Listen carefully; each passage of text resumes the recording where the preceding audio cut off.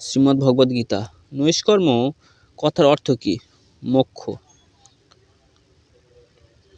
ছন্ন সোনাদেব অর্থ কি? কর্মত্যাগ। প্রকৃতির গুণগুলি কি কি?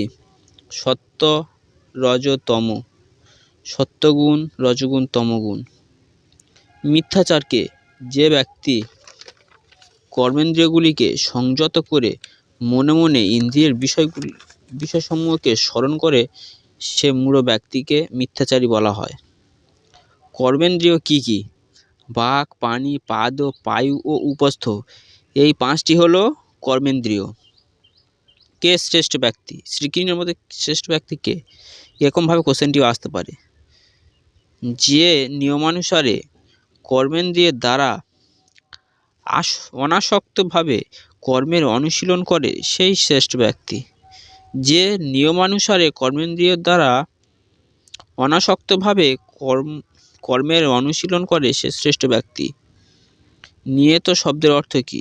শাস্ত্রবিহিত কর্ম। পুরুষ শব্দের অর্থ কি?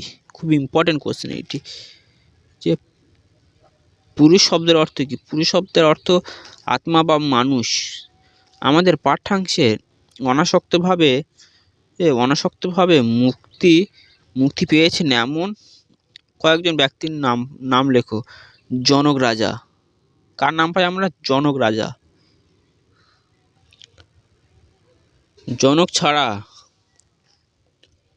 ছাড়া আরও অনেকজনের নাম উল্লেখ পাওয়া যায়, যেমন অশ্বপতি ইনি একজন অনাসক্তভাবে কর্ম করে মোক্ষলাভ পেয়েছেন। লোকসংগ্রহম এর অর্থ কি? লোকসংগ্রহম কথার অর্থ হলো লোককল্যাণ। আমাদের পাঠ্যাংশে অর্জুনের আর কি নাম পাই? পার্থ।